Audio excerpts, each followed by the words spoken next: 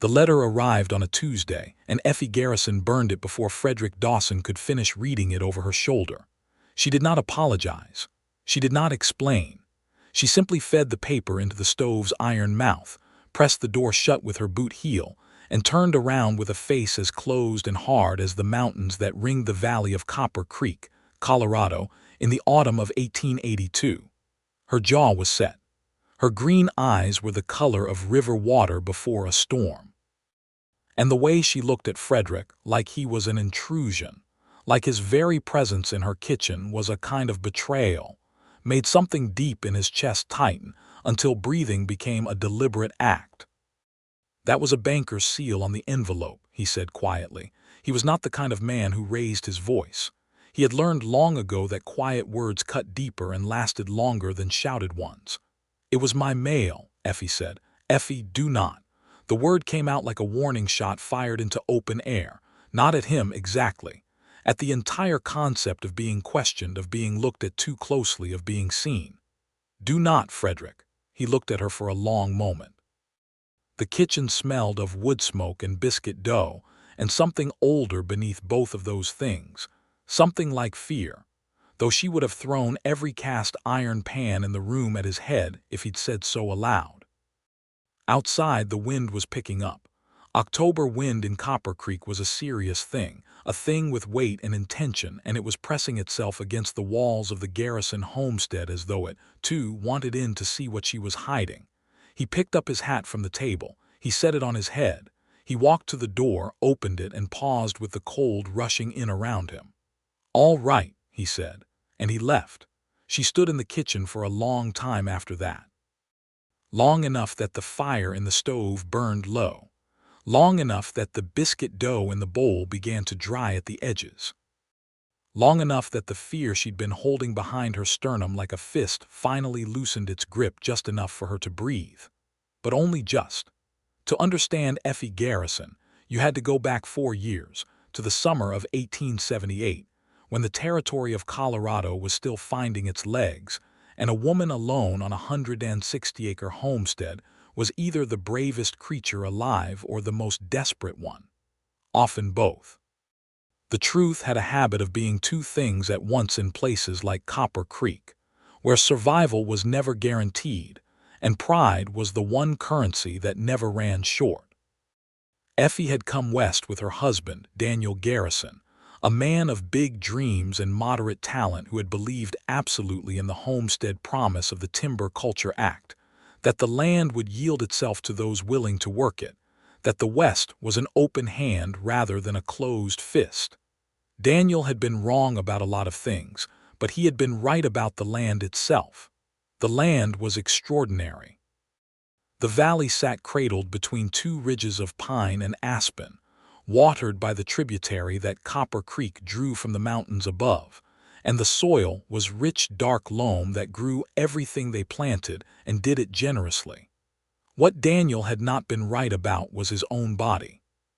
He died in the winter of 1879, a lung infection that came on fast and resolved in the only way such things resolved in places too far from proper medical care. He was 31 years old. Effie was 27.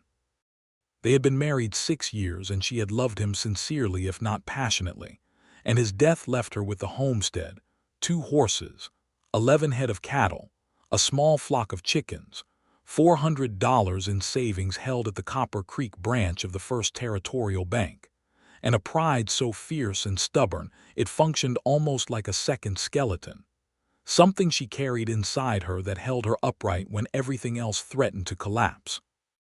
She did not write to her family in Ohio. They had told her not to go west. She was not going to give them the satisfaction of being right. She did not ask her neighbors for help. Asking for help in Effie's internal architecture was not a neutral act. It was a transaction with terms she did not trust, a door that once opened could not be fully closed again. People who helped you believed they owned a piece of you afterward. She had seen it happen. She was not going to let it happen to her. So she ran the homestead alone. She learned to do things she had not known how to do. She learned to rope a calf and brand it and pull a difficult berth in the dark with only a lantern for company. She learned to repair fence line and read the weather and negotiate with the feed store in town without letting anyone see her add up the figures in her head because she could not afford to appear uncertain. She learned that exhaustion was not a reason to stop, and that fear, properly managed, could function almost like fuel. She was extraordinary. Anyone in Copper Creek would have told you that. They also would have told you that she was the most difficult, closed-off, mule-headed woman in the territory, and that you could no sooner offer Effie Garrison help than you could offer the Rocky Mountains a suggestion about their elevation. Frederick Dawson arrived in Copper Creek in the spring of 1882, which was 3 years after Daniel's death and roughly 1 year before everything would come apart, and then come back together in ways neither he nor Effie had any way of predicting. He came from Missouri, which was far enough east to make some of the old ranchers look at him sideways, and far enough west to make him something other than soft. He was 30 years old, which placed him 2 years younger than Effie, though neither of them thought about the gap much because it was not a gap that mattered. He was tall in the way that felt functional rather than ornamental, built for the work rather than the advertisement of it, with dark hair that was always slightly too long and brown eyes that had the quality of paying close attention without making you feel surveilled. He had taken a position as the foreman of the Alderton Ranch, which sat adjacent to Effie's homestead on the eastern side, separated from her land by a split-rail fence line that needed constant attention and a creek crossing that could be treacherous in snowmelt season. Their first meeting was not romantic. It was not even friendly. She had found 3 of the Alderton cattle on her land for the second time in a week, which meant either the fence had a gap she hadn't found or someone on the Alderton side was not paying attention to their stock.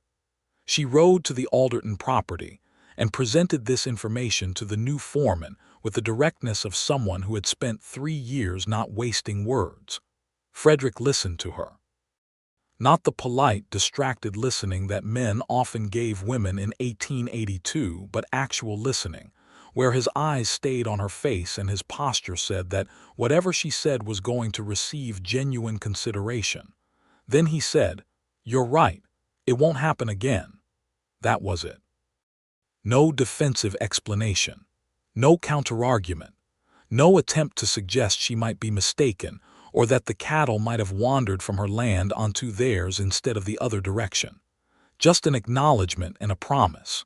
She rode home slightly wrong-footed because she had arrived prepared for an argument and had not been given one, and not being given the argument she'd prepared for left her with nowhere to put the energy she'd brought with her.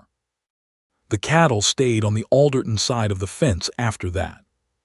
She did not immediately think about him again, except in the peripheral way that neighbors are present in your thoughts because they border your life in physical terms. The distant sound of work happening on the next property, the smoke from a different chimney at dusk, the tracks in the mud of the shared road into town that told you someone had passed before you. But small things accumulated. A section of her fence line that had been damaged in a late spring storm was repaired before she reached it.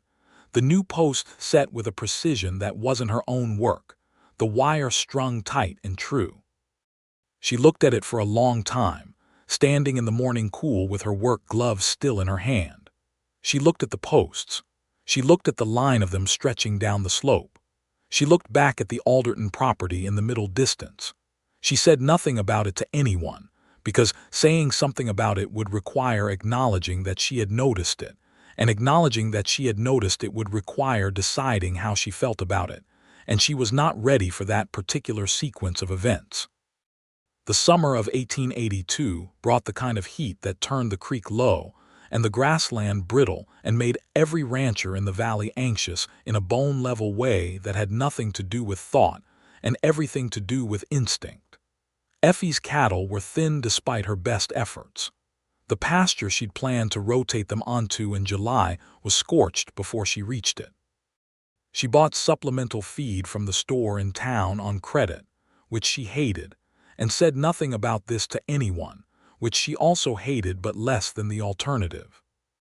Frederick began appearing in town on the same day she did, which at first seemed coincidental and then began to feel like something else, though she could not have named what the something else was without more evidence than she was willing to collect. He did not press her into conversation. He tipped his hat. He asked about her cattle in the practical way of someone who understood cattle and was asking out of genuine interest rather than courtesy. She answered in the practical way of someone who understood that practical conversation was safe conversation, and they were both satisfied with this arrangement, in the way that two people can be satisfied with an arrangement that is not quite what either of them wants. In August, he came to her property for the first time with an actual stated reason, which was that one of her horses, the gray mare she called Clover, had turned up at the Alderton water trough, and he was returning her. The mare had gotten through the gap in the fence that Effie had not yet found, which told her the gap existed somewhere she hadn't thought to check, which was irritating in the way that competency failures always were. She took the mare's lead rope and thanked him with the careful economy of someone for whom thank you was a significant expenditure. He did not press to stay. He did not use the return of the horse as an excuse to linger. He simply handed over the rope, said he'd noticed the gap was probably near the north corner where the creek undercut the bank in wet years, and turned to go. She found the gap exactly where he'd said, which was worse in some ways than if he'd been wrong.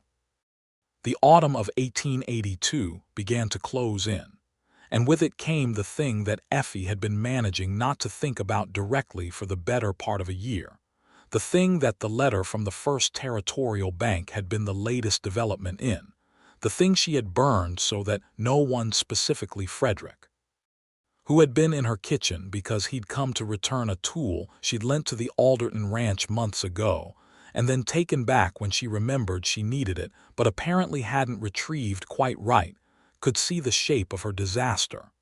The bank note.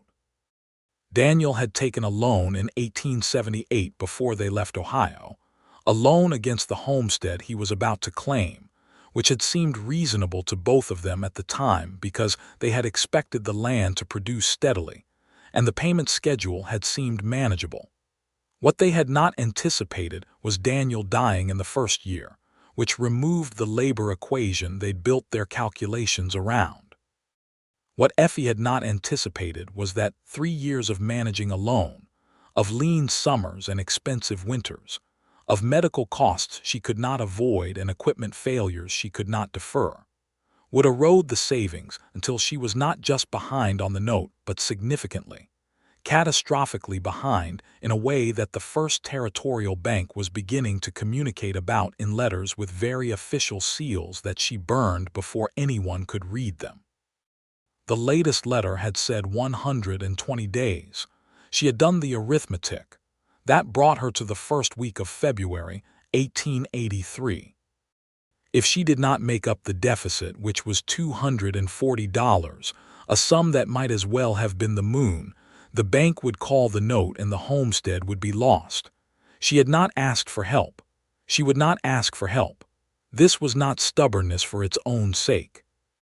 This was something deeper and more architectural, something that had built itself inside her from years of being the one who solved the problem, who found the answer, who refused to let the question become someone else's burden. Asking for help meant admitting that the system she had built, the entire internal structure of her competence and her survival, was not sufficient. And if she admitted that even once, even to one person, she was not sure what would be left standing, so she made other plans. She would sell 2 of her cattle at market and hope the price was high enough. She would take in laundry from the boarding house in town, which paid 15 cents per bundle. She would reduce her winter provisions to the minimum and allocate every saved dollar toward the deficit. She would make it work. She always made it work. What she did not account for was the early winter. October brought the storm that changed the arithmetic entirely. A storm that came down from the mountains with 3 days of warning, and then hit with the kind of force that made those 3 days of warning seem entirely inadequate. Snow, then ice, then more snow, then temperatures that dropped to 20 below in the nights. 2 of her cattle were lost to exposure before she could get them to the barn, which she could barely bring herself to look at without feeling the ground shift under her. The chickens survived, but her oldest horse, not Clover, but the bay gelding she'd named Steady for his disposition, died in the cold on the 3rd night despite everything she'd done to prevent it. She buried the horse in frozen ground that took her the better part of a day to break. She did it alone. She did not ask for help. She went inside afterward and sat at the kitchen table and did not cry, because crying was something she had long since learned to do in places and at times where it served no practical function, and right now there was no function it could serve that would help her. She simply sat. The kitchen was cold because she had been outside for so long, and the fire in the stove needed tending, and she knew that, and she sat anyway for a little while longer. The next morning she got up and went out and got to work. What she did not know, what she had no way of knowing, because she had shut herself off from every channel through which such information might have reached her, was that Frederick Dawson had been paying attention, not in the way of someone who was watching for weakness, not in the way of a man calculating advantage. Frederick watched the way a person who has spent a long time learning how to see things accurately watches, without agenda, without projection, just watching what was actually there. And what was actually, there was a woman who was exceptional in every visible way and in desperate trouble in every invisible way. And the combination of those two things had been sitting in his chest for months like a stone he could not put down. He had come to Copper Creek with his own history, his own dark past that he did not discuss with anyone, and that colored the way he moved through the world in ways he was not always conscious of. He had grown up in Missouri, watching his mother work herself to exhaustion on land that was never quite theirs, always almost theirs, always one bad season from being taken back by men with official papers and polished shoes. She had never asked for help either. She had lost the land. He had been 15 when it happened, and he had never forgotten the sound she made when the sheriff's men came, that particular silence that is louder than any cry. He understood in his bones what Effie Garrison was carrying. He recognized the shape of it the way you recognize the shape of something you have seen before, even in different light, different context, different hands. He also understood that the worst possible thing he could do was approach her about it directly. Not because she was foolish or irrational, but because she was exactly who she was, and who she was could not receive help offered openly without it becoming something that destroyed her. The offering, however well-intended, would feel like an accusation, like proof that she had been seen failing. And the thing Effie was fighting hardest against was not the loss of the homestead. It was the loss of herself as someone capable of holding the homestead. So he did not offer. He simply began to act. The first thing he did was buy one of her horses. Not Clover, who Effie would never sell, but a young bay she had been planning to bring to market in the spring, a horse he had noticed her looking at when she thought no one was watching, with the expression of someone calculating the dollar value of something she would rather have kept.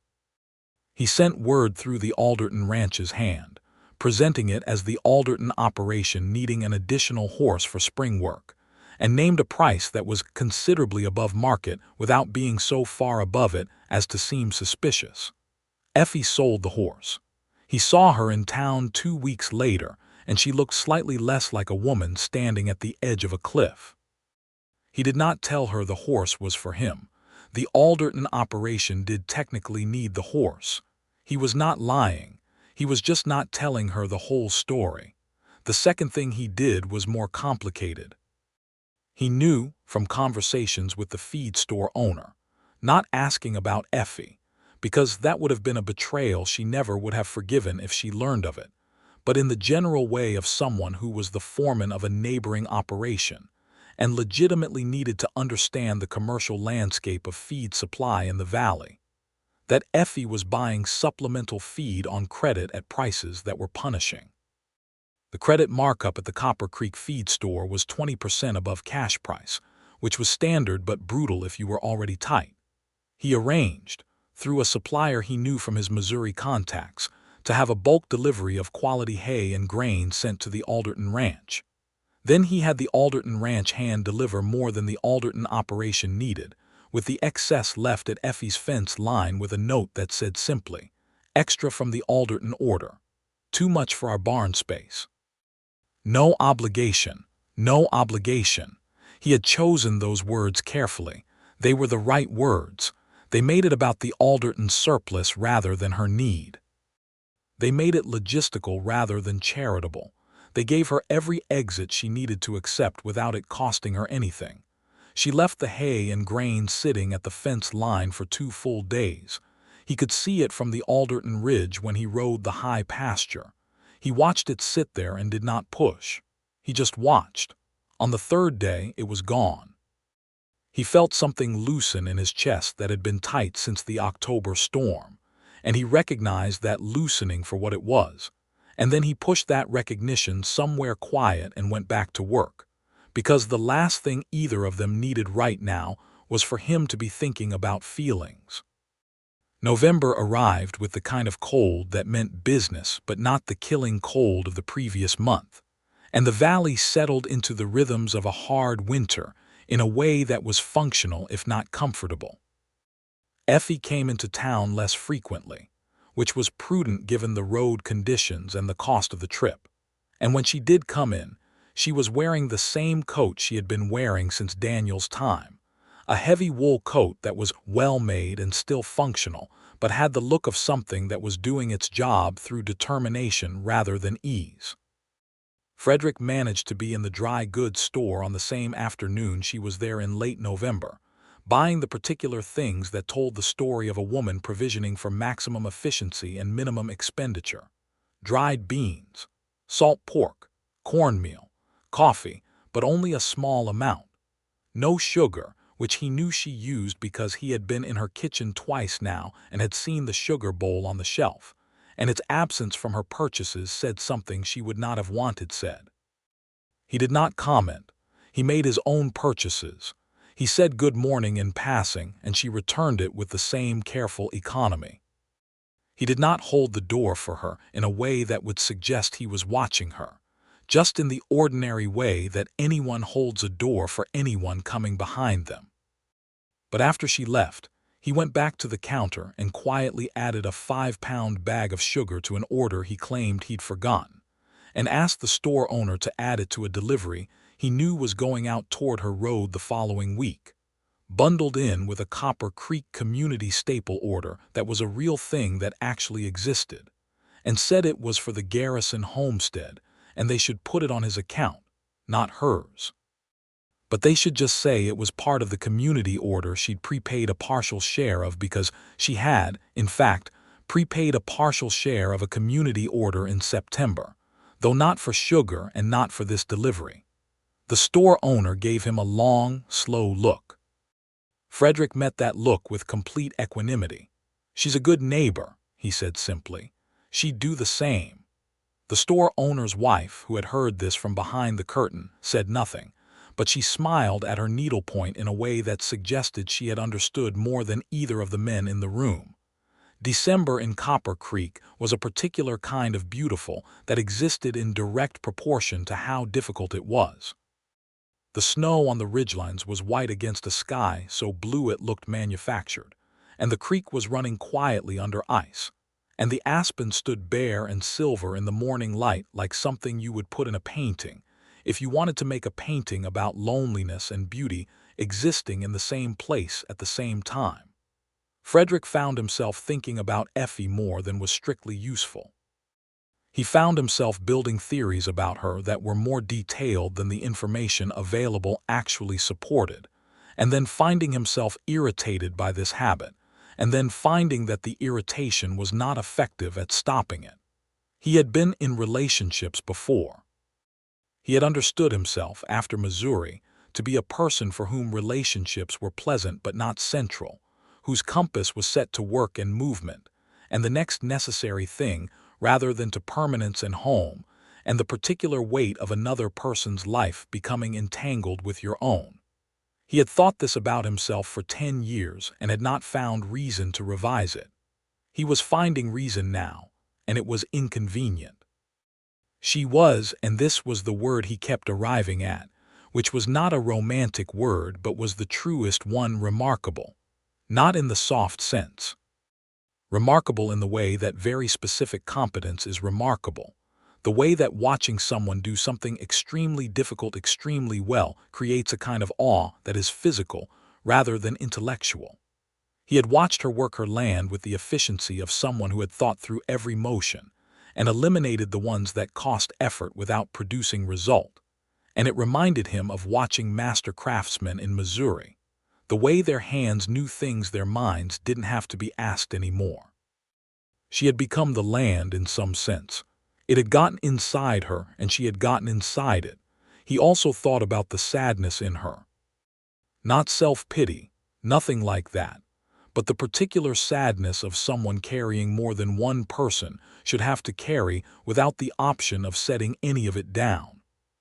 He thought about what she must have been like before Daniel died, before the long alone years had built that wall of reserve and self-sufficiency around her, and he thought she must have been extraordinary in a different way, less defended, more openly herself. And he wanted, with a specificity that surprised him, to know that version of her too. He was 30 years old and he had not wanted to know a specific person in a very long time. This was relevant information. He filed it where it would not get in the way of what needed to be done. The Christmas season brought the social events that small western towns generated in winter, both because sociability was genuinely desired and because there was simply not much else to do when the work slowed down. The Copper Creek Church hosted a gathering on the Saturday before Christmas, a potluck affair with music and the kind of community conversation that served as both entertainment and news distribution system. Effie came. He had not been sure she would. She brought a dish of preserved peaches that represented a significant expenditure of her limited preserve supply, which he understood meant she valued the appearance of normalcy enough to sacrifice practical resources for it, which told him something important about how hard she was working to keep her situation invisible. He sat across the room from her for most of the evening and watched her be charming in the careful, controlled way that she was charming, present enough to not seem antisocial, contained enough that no one could get close enough to see anything she didn't want seen. She laughed at two things the minister said and asked a genuine question of Mrs. Alderton about her sister in Denver and helped 3 separate women with the food arrangement without being asked to, which was the most natural thing in the world to watch, and also told him something important. She helped others without being asked as a matter of course. The principle she applied to herself was not the principle she applied to the world. She simply did not believe she was entitled to the same consideration she gave others. He had thought about this a great deal since noticing it. It was at the center of everything. Partway through the evening, a man named Harlan Cole, who ran the only other ranch of significant size in the valley, and had the personality of someone who had been told yes too many times in a row, began making conversation with Effie in a way that made Frederick's attention sharpen involuntarily. Cole was not a bad man by local standards, but he was a man who had been widowed 2 years ago and who had looked at Effie Garrison's homestead in the unsubtle way that people look at land they are calculating the acquisition of. He was offering Effie conversation about feed prices and the coming spring, but the conversation had a structure to it, a slow maneuvering toward some point that Frederick could see even from across the room. He watched Effie handle it with the precision of a surgeon. She gave Cole nothing he could use. She answered questions in a way that was perfectly polite and perfectly impenetrable. And when Cole finally made the suggestion that perhaps a woman running a homestead alone might consider the advantage of a partnership arrangement, she said, pleasantly and without a flicker of anything, that she had always found Copper Creek's community spirit sufficient to her needs and thanked him for his concern, and then turned to speak to someone else with the complete finality of a door being closed. Cole looked frustrated, then he looked calculating, then he went to get more cider. Frederick stayed where he was. He did not go to Effie. He did not insert himself into a situation she had handled with complete competence. But he made a mental note about Harlan Cole and the look he'd had, the calculating look, and he thought about the bank note and the 120 days and the narrowing window, and he added Cole to the picture he was building. He learned, through the ordinary channels of small community life conversations at the feed store, remarks made by the Alderton hands, the particular silence that falls in a room when someone is being talked about but should not be, that Cole had been in conversation with the First Territorial Bank. The specific nature of those conversations was not public knowledge, but the fact of them was, for those paying attention. This was the information that moved Frederick from quietly helping at the edges to something more deliberate, more direct, and considerably more complicated. He rode to the county seat at Glenwood in the second week of January, which was a hard 2-day ride in winter conditions, and not a thing he did lightly. He told the Alderton operation he had business with a supplier there, which was true enough. He also had business at the county recorder's office, and at the office of a lawyer named Stroud whom he had heard was honest, which was not a universally distributed trait among frontier lawyers. What he learned at the county recorder's office confirmed what he had suspected. The homestead note held by the First Territorial Bank had a provision for a third-party assumption, which was not unusual for notes of its period and structure. It was also substantially below what the land itself was worth, which was also not unusual. The note had been written in 1878 when this part of the valley was considerably less established than it was now, and the land value had increased significantly as Copper Creek grew and the cattle market matured. He sat in Stroud's office and laid out the situation and asked for advice. Stroud listened with the careful attention of a man who charged by the hour and intended to earn every cent. Then he said, "What's your interest in this, Mr. Dawson?" Frederick considered the question seriously, the way it deserved. "I believe she's being set up," he said. "The bank has been in conversation with a buyer who has an interest in the property. I believe the foreclosure, if it happens, is not accidental. I believe the note terms have been managed in a way that makes recovery difficult." Stroud looked at him for a moment. "And your personal interest?" "I am a neighbor who has some resources at hand and no desire to see someone lose what they built because someone with connections arranged for it to happen." Stroud said after another pause, "Is she aware of any of this, the possible arrangement between the bank and the buyer?" "No." "And is she aware that you're here?" "No." Stroud put his pen down on the blotter and looked at Frederick with an expression that was professionally neutral and humanly curious. "You're acting on behalf of someone who hasn't asked for your help in a matter she doesn't know about, against parties she may not have identified as adversaries." "Yes." "Why not simply tell her?" Frederick was quiet for a moment, looking at the frost on the lawyer's window. "Because if I tell her, she'll refuse every part of it. She'll refuse the information because accepting it means accepting that she needed someone to find it for her. She'll try to handle it herself with resources she doesn't have in a time frame that won't be sufficient. And she'll lose the homestead proving that she didn't need any help." Stroud was quiet for a considerably longer moment. "You know this woman well." "Well enough," Frederick said.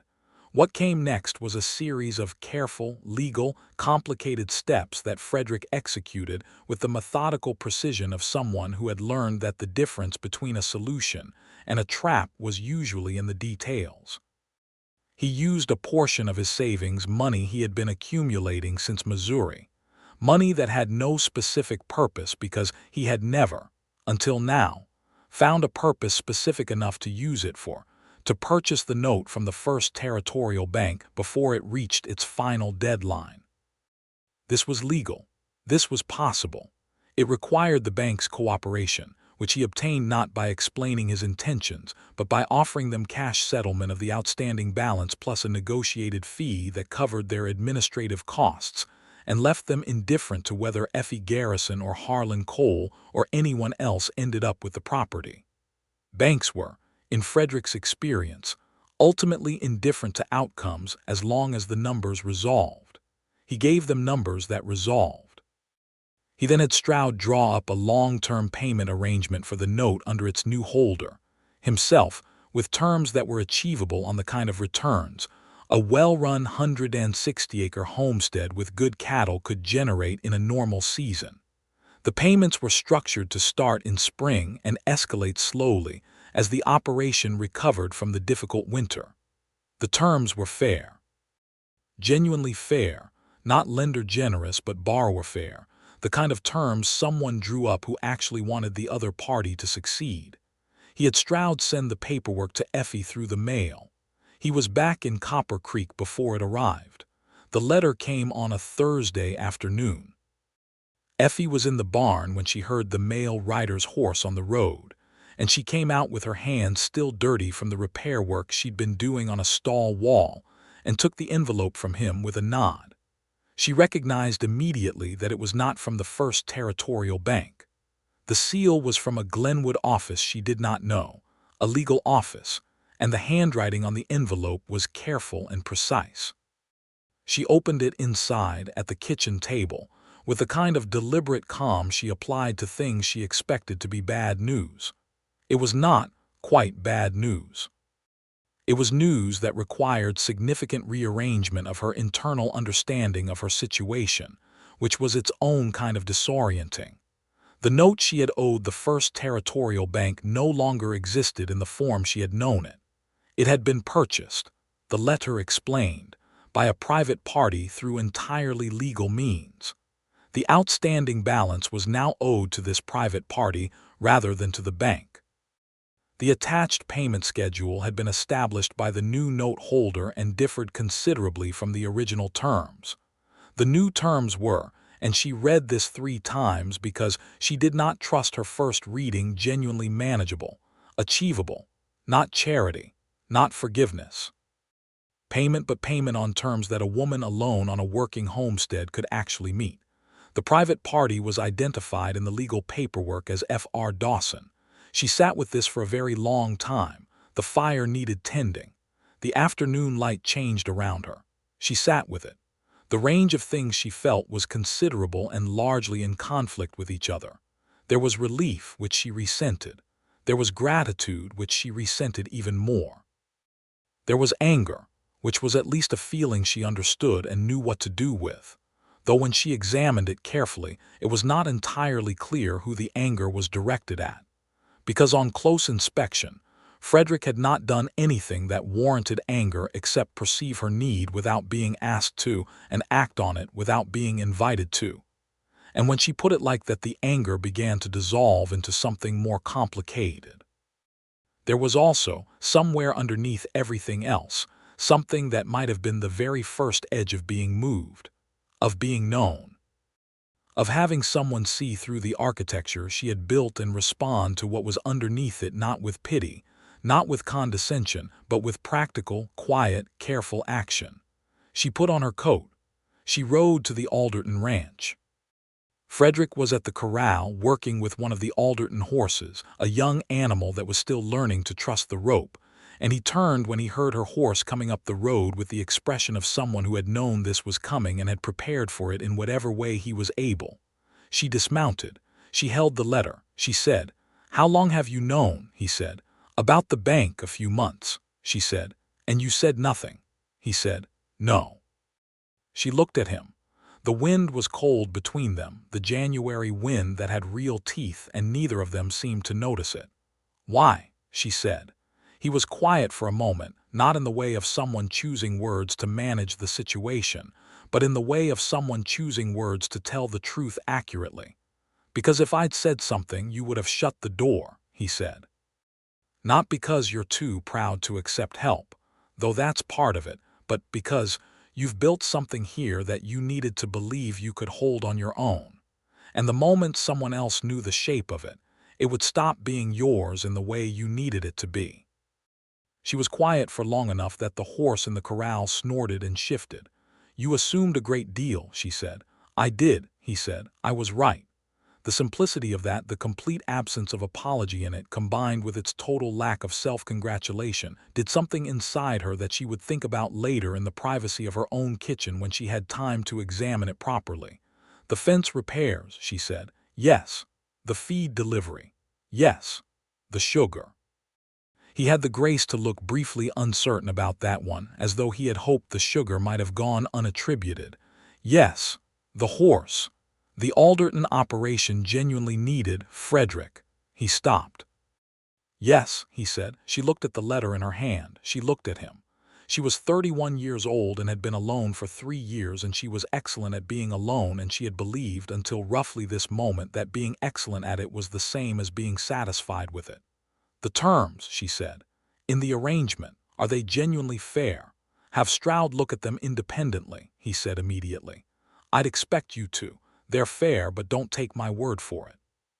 She looked at him for another long moment. Why the note at all, she said. If you had the resources to simply, because you wouldn't have been able to accept it if I had, he said. I wanted you to be able to accept it.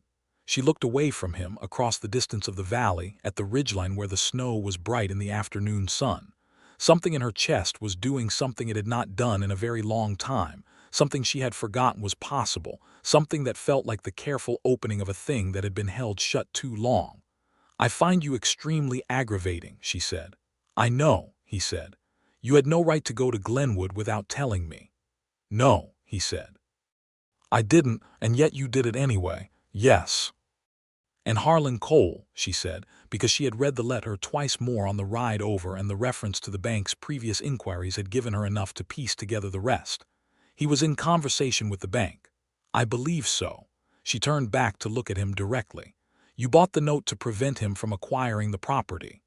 I bought the note because the terms you had weren't fair and you deserved better ones, he said. Cole was part of the consideration, yes. She held his gaze for a long time, longer than was comfortable for either of them, the kind of sustained eye contact that strips away the social scaffolding and leaves you looking at the person rather than the presentation. Frederick, she said, who are you? Something shifted in his expression. Not warmth exactly, it was already warm, it had been warm the entire conversation.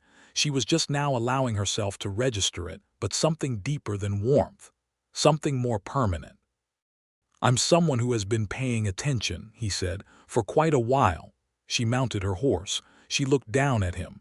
Come for supper on Sunday, she said. 7 o'clock.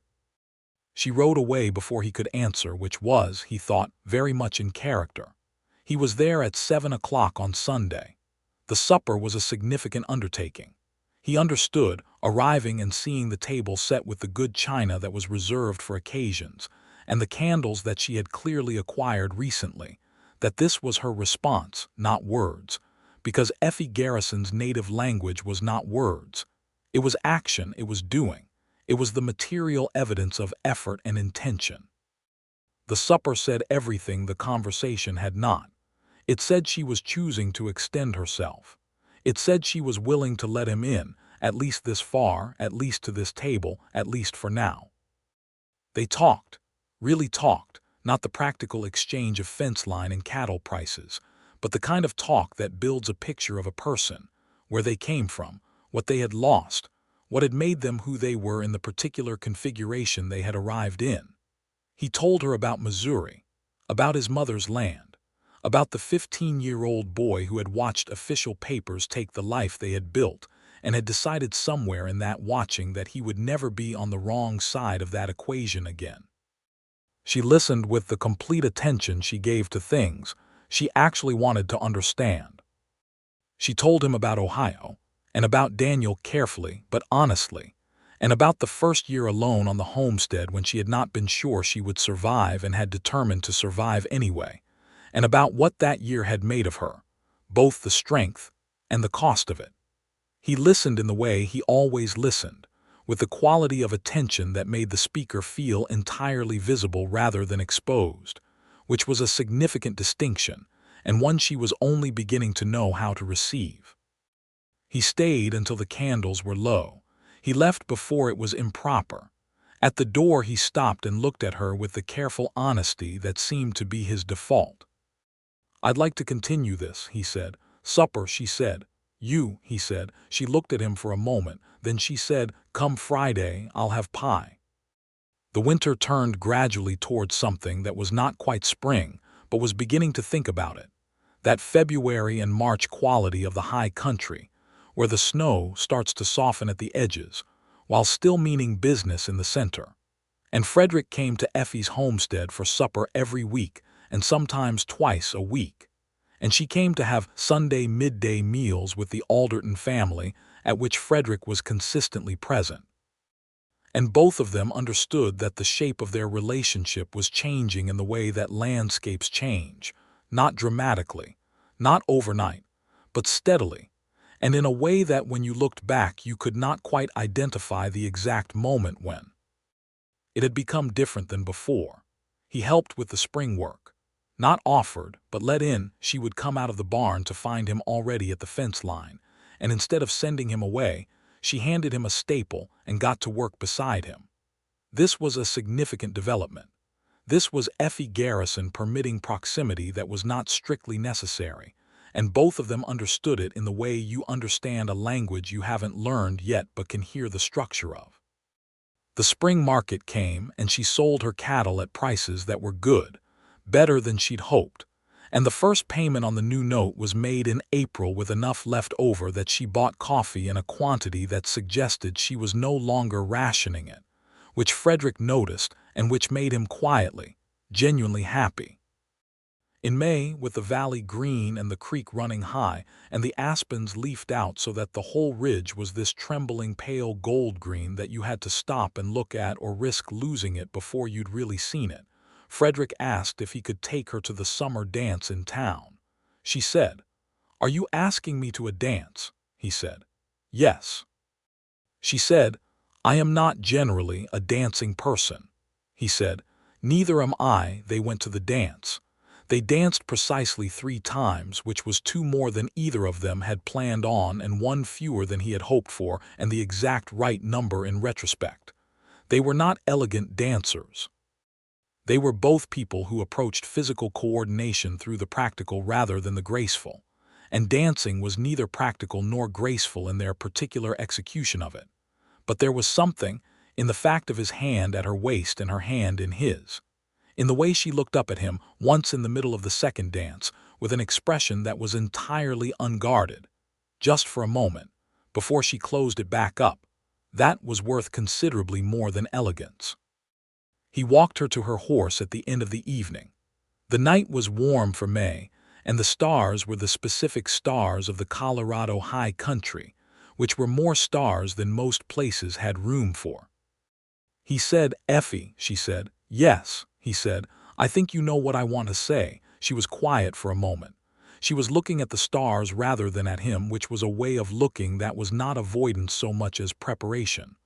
"I think I might," she said. He said, "Would you object if I said it?" She turned from the stars to look at him. In the darkness, her eyes were not green exactly, but something that was the idea of green, and her face was the face that had been settling itself into his thoughts for a year now, the face he had most wanted to see every morning and most often thought about at night. "Say it," she said. He said, "I love you, Effie Garrison.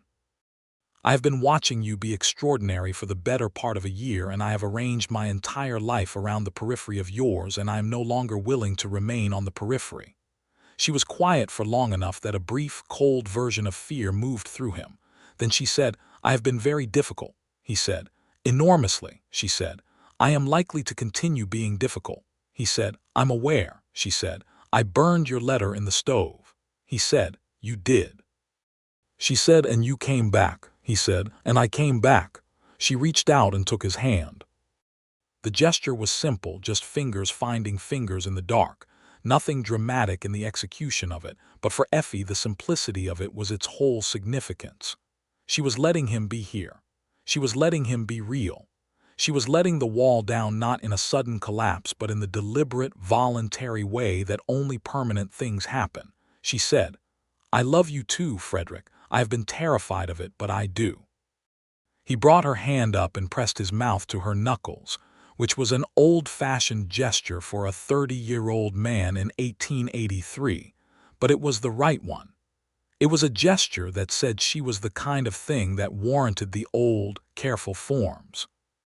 They were married in September of 1883 in the Copper Creek Church, on a morning when the aspens had just turned, and the valley was that specific gold that exists only for a few weeks at altitude in early autumn, and that made the light come in sideways through the church windows and fall across the proceedings in a way that the assembled guests later remembered as particularly beautiful. The minister had known them both and said the ceremony as though he understood what it meant in the specific case of these two specific people, which was unusual and appreciated. Mrs. Alderton cried. Stroud, the lawyer, who had made the ride from Glenwood for the occasion, stood in the back with his hat in his hands and looked satisfied in the professional and personal way simultaneously.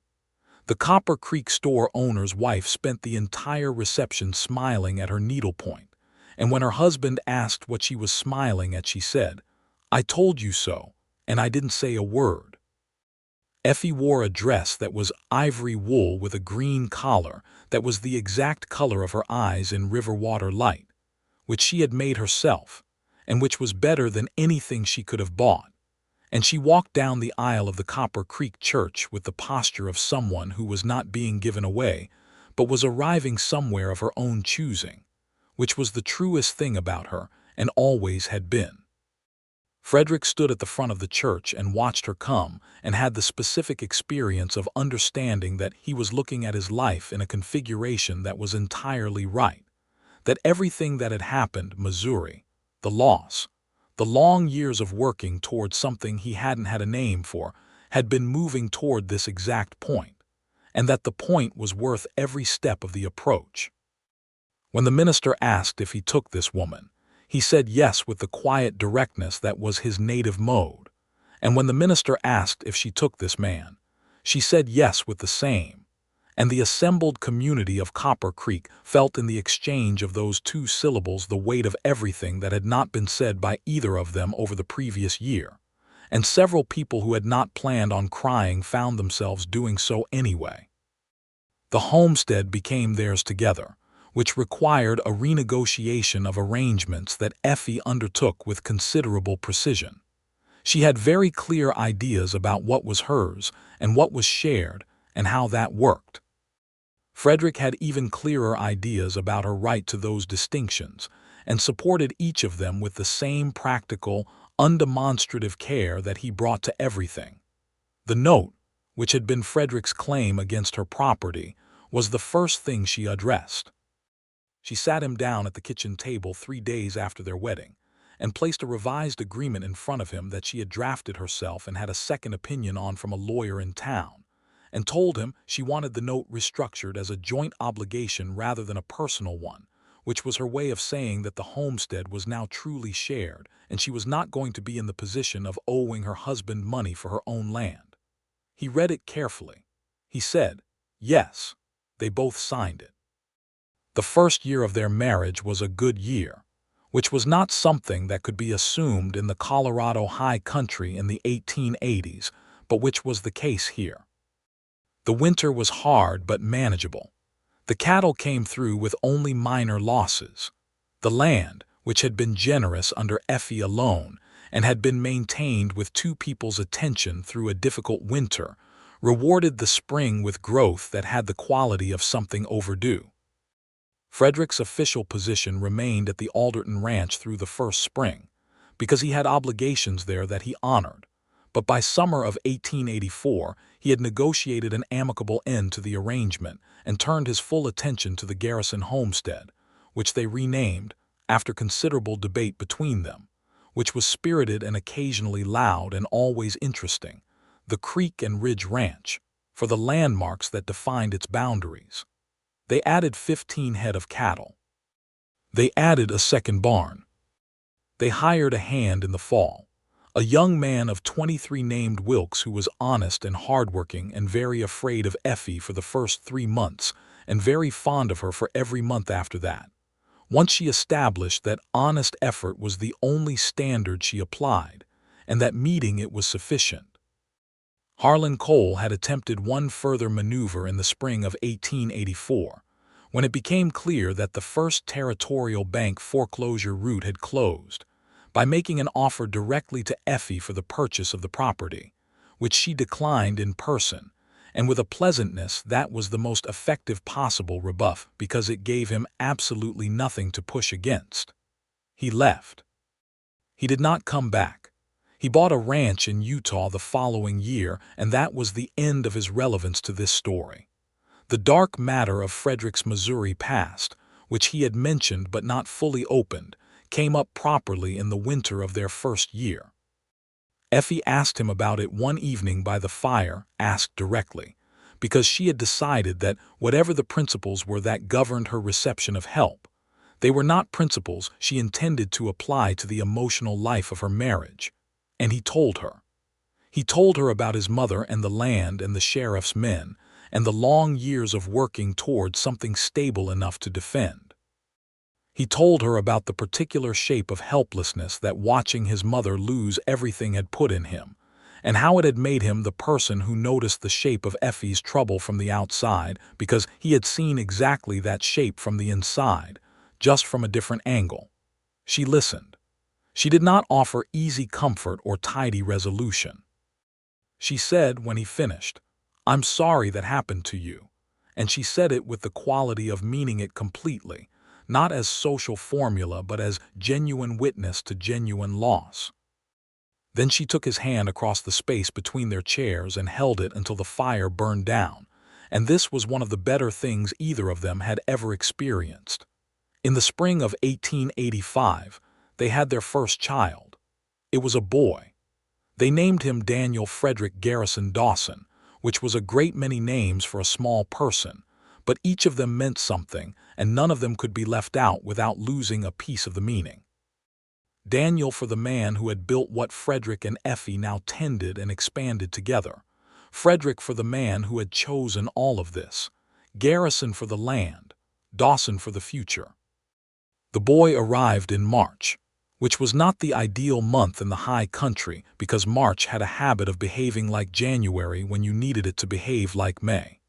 But the birth was uncomplicated, and the boy was healthy and large-voiced, and had Effie's green eyes and Frederick's dark hair, and the disposition of someone who had already decided that the world was interesting, and he intended to be interested in it. Frederick, who had never specifically thought of himself as someone whose life would include this particular development, sat for a long time in the hour after the birth with the boy in his arms, and the specific gravity of what had happened settling over him like something physical, and felt that he was at the exact center of a life that was entirely and unmistakably his, built from things that had cost real cost, held by things that were worth real holding. Effie watched him holding the boy and felt, with the particular clarity that exhaustion sometimes gives, that the thing she had been afraid to accept help, closeness, the radical vulnerability of letting someone else into the structure of your existence, had not destroyed anything. It had built something that was better and more solid and more real than anything she had built alone, not because alone wasn't real, but because this was more. The homestead grew. The Creek and Ridge Ranch became, over the following years, one of the more respected small operations in the valley, not the largest, but well-run and well-regarded, with cattle that were consistently quality and a reputation for fair dealing that both Frederick and Effie understood was a more durable asset than any single season's profit. Wilkes stayed on and became genuinely skilled, and brought his wife to live in the Hands cottage they built at the south end of the property in 1887, and the presence of another family in the daily orbit of the ranch changed it in ways that were pleasant and specific. Effie's relationship with asking for help changed. Not immediately, not dramatically, and not in the way of someone who has abandoned a principle, but in the way of someone who has refined one. She came to understand, gradually, that the principle she had been defending was not actually independence. Independence was never the real thing. No one was actually independent in the way she had been trying to be, not in a world where everyone needed weather and soil and community, and the thousand invisible supports of other human beings. The thing she had been defending was agency, the right to be the architect of her own life, to make her own choices, to not have the fact of her need become someone else's leverage over her. An agency, she discovered, was perfectly compatible with accepting help from people who had no interest in using it as leverage. Frederick had demonstrated this in the most complete and careful way possible. He had helped her without asking her permission, and had done so in a way that protected her agency rather than undermining it. And the result had been not the loss of herself, but the expansion of herself into a life that had room for more than she had let herself have. She still did not ask easily, she probably never would, but she could receive. And receiving, when she examined it honestly, was a skill as real as any other, requiring its own kind of strength, its own particular kind of trust. Their second child arrived in 1887, a girl this time. They named her Frances, which was nobody's name from their families and nothing commemorative. Just a name they both liked, a name that sounded like itself, that seemed to belong to the particular person who had arrived with copper-red hair and Effie's exact stubbornness, already evident in the way she held her mouth when she was displeased, which was frequently and at high volume. Frederick was heard to remark to Wilkes one afternoon while they were mending fence, as the sound of young Frances's emphatic disapproval of some situation drifted from the house across the winter-cold air, that he was acquainted with this personality type and had high confidence in the long-term outcomes. Wilkes, who had been at the Creek and Ridge for 3 years and had formed his own deep respect for Effie Garrison Dawson, said he supposed that was probably right, and they went back to mending fence. The Copper Creek of 1888 was not the Copper Creek of 1882. The territory was growing and the town had grown with it. A second general store, a telegraph office, a proper doctor who had set up practice in the building next to the church, which had its own quality of symbolic relief for a community where medical distance had historically meant medical tragedy. The railroad had come closer, not to Copper Creek itself, but to the county seat at Glenwood, which meant that the cattle market was more accessible, and that the isolation, while still real, was less total than it had been in the years when every winter felt like being sealed inside something. Frederick rode to Glenwood more frequently in those years, for market and for supply, and occasionally for the pleasure of the conversation with Stroud, who had become something like a friend in the particular way that certain professional relationships become real ones through the accumulation of significant shared experience. Stroud had handled the Creek and Ridge's legal affairs since the note restructuring and knew the operation well, and he knew the Dawsons in the way that a good lawyer knows clients he genuinely respects, which is to say he knew them well and liked them precisely, because they were straightforward about what they needed and honest about their circumstances. At Christmas of 1888, the assembled Creek and Ridge household, Frederick and Effie, 6-year-old Daniel, 18-month-old Francis, Wilkes and his wife Clara, and a collection of the community neighbors who had drifted in and out of their lives for 6 years, gathered around a table that was large enough to hold all of them and a fire that was more than adequate to the December cold. And Effie looked around the room and felt something she had not felt in a very long time.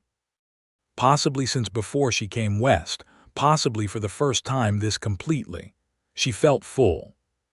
Not satisfied in the way of someone who has settled, but full in the way of someone who has exactly the life they would have chosen if they had been wise enough to choose it. The land outside was theirs, genuinely, legally, entirely theirs. The note long since settled, the deed clear, the Creek and Ridge Ranch a going concern with a solid reputation and a future that looked like itself rather than like a question mark.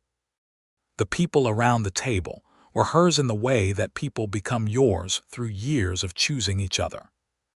The man at the end of the table, cutting the ham with the same quiet competence he brought to everything, was hers in the way that she was his, which was the deepest way.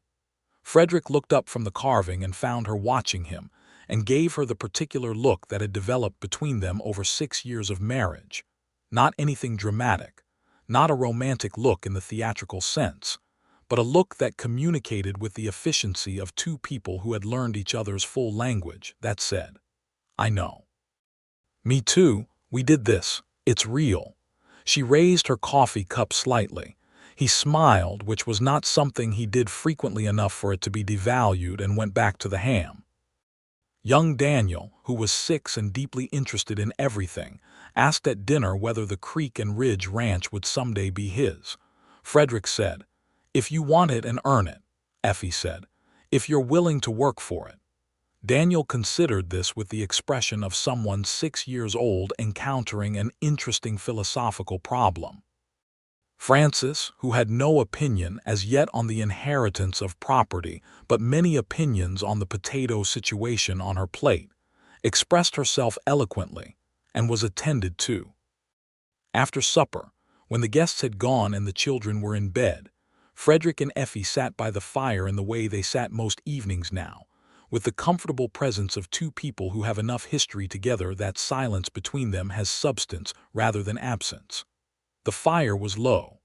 Outside, the snow was coming down, not dramatically but persistently, the kind of snow that in the morning would have covered everything in a quiet that was its own kind of statement about the world. Effie said, "Do you ever think about what would have happened if you hadn't gone to Glenwood?" He said. "Yes," she said. "What do you think would have happened?" He thought about this honestly, the way he thought about everything. "You would have found another way," he said. "You're not someone who runs out of ways. It would have cost you more than it should have, and you would have lost ground that would have taken years to recover. But I don't believe you would have lost it entirely." She looked at him. "That's generous," he said. "It's accurate. You're remarkable, Effie. That's not something I say because you're my wife. It's something I observed long before that was an applicable category," she said. "But you went to Glenwood anyway." He said, "I went to Glenwood because watching someone remarkable fight harder than they should have to fight, for want of information they'd been denied access to, seemed like a waste of exactly the kind of thing the world can't afford to waste." She was quiet for a moment. Then, "You never directly asked me if I needed help, not once, not in any of it," he said. "You would have said no," she said. "I would have," he said. "So I didn't ask." She looked at the fire. She looked back at him. "I want you to know," she said, "that I understand now what that cost you, the care you had to take, the not asking, knowing and not saying. That's its own kind of difficulty." He said, "It was." She said, "Thank you for all of it, for the fence posts and the feed and the horse and Glenwood and the note and all of it. I know I never said that cleanly," he said. "You've said it in every other language for 6 years." She reached across and took his hand, the way she had the first time in the dark outside the summer dance, fingers finding fingers with the simplicity of a gesture that had become home. Outside, the snow continued.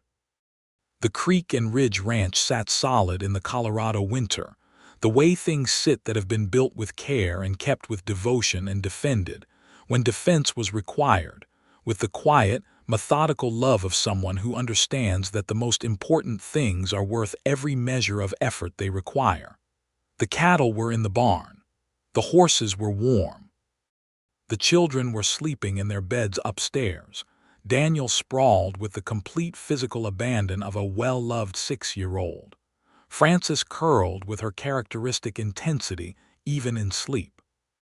And in the front room of the house, in the warmth of the fire's last light, Frederick Dawson and Effie Garrison Dawson sat with their hands linked, and the whole of their life around them. The life that had been built from hard seasons and hidden trouble, and one man's careful, patient, unbidden love for a woman who had refused to ask for help, and who had found in that refusal the very thing that had made her worth knowing, and had found in being known, finally and completely. The one thing she had not known she was missing. The fire burned low. The snow fell. The valley settled into the deep quiet of a winter night in the Colorado high country, and Copper Creek slept.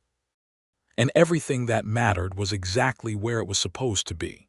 The spring of 1889 brought with it the news that Colorado was moving toward statehood discussions, and with it a new energy in the valley, a sense of permanence and possibility that had its own quality of excitement. Frederick attended several of the town meetings that spring, because he believed in the formal structures of governance in the way that someone who has watched informal power operate without check comes to believe in formal structures, not naively, but as the better of available options. Effie attended 2 of them, which was 2 more than she had attended before, and asked 3 questions during each one that the assembled men had not thought to ask, and that changed the direction of the discussions in ways that were subsequently acknowledged as improvements. Mrs. Alderton told her afterward, with the direct approval of an old rancher's wife who gave praise the way Effie gave help only when it was genuinely earned, that she should run for the town council, which was not yet possible for a woman in Colorado in 1889 in formal terms, but which both women understood to mean that Effie's participation in the civic life of Copper Creek was welcome and wanted, and that the community had been poorer for her absence from it. Effie thought about this for a long time afterward, which Frederick could tell by the particular way she was quiet about it, not withdrawn but processing, turning something over in her mind with the careful attention she gave to decisions that mattered. "The town council," she said one evening, not preamble, just the thing itself. He said, "I heard," she said, "it's not possible," he said, "not currently," she said, "but," he said, "things change." She looked at him. He looked at her.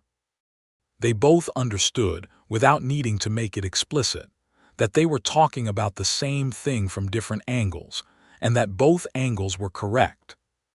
She did not run for the town council in 1889 because it was not possible, but she did begin to appear at the meetings consistently, and her presence became, over the next several years, the kind of presence that changes the character of a room without anyone being able to identify exactly when the change began. She served on the school board committee that was formally open to women. Colorado was ahead of much of the nation on such things, which was one of the things worth acknowledging about the place, and she organized, with Clara Wilkes and Mrs. Alderton and 2 other women of the valley, the Copper Creek Women's Aid Society, which had the stated purpose of assisting families in difficulty, and the unstated purpose of creating the infrastructure of mutual support that Effie had spent so long refusing for herself, before she understood that refusing it had never been the right response to the problem. The Aid Society operated on principles she had worked out carefully. Assistance offered in forms that preserved the dignity and agency of the recipient, no questions asked about circumstances, no obligation created by the receipt of help. She wrote those principles down in the Society's founding document in her clear, direct hand, and when anyone asked about the specifics of why they were phrased as they were, she said simply that she had found them to be the right ones, and that was enough.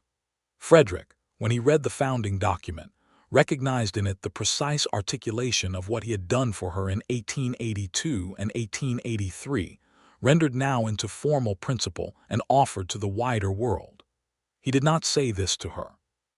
He did not need to. He simply looked at the document and then looked at her and said, "This is excellent work, Effie." She accepted the compliment in the way she had learned to accept things, fully and without deflection, which had taken practice and was still not always easy, but which she had chosen to practice because it was the true thing. The years turned. Young Daniel grew into a boy who had his father's capacity for sustained, careful attention and his mother's directness, a combination that suggested a future of considerable effectiveness in whatever he chose to pursue. Frances grew into the person her newborn self had promised, emphatic, original, deeply competent in the physical world, and deeply challenging in the emotional one, which Effie understood with the recognition of someone meeting a familiar face in an unexpected place.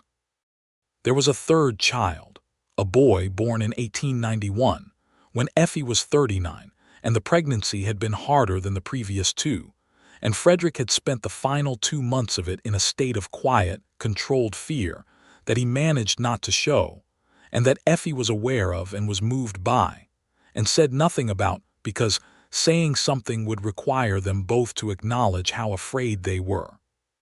And they had both decided separately, and in parallel, that the fear was not the useful thing to put in the foreground. The boy was born healthy and substantial, and they named him Thomas, which was a simple, solid name for a simple, solid person who arrived in the world with the air of someone who had assessed the situation and found it acceptable.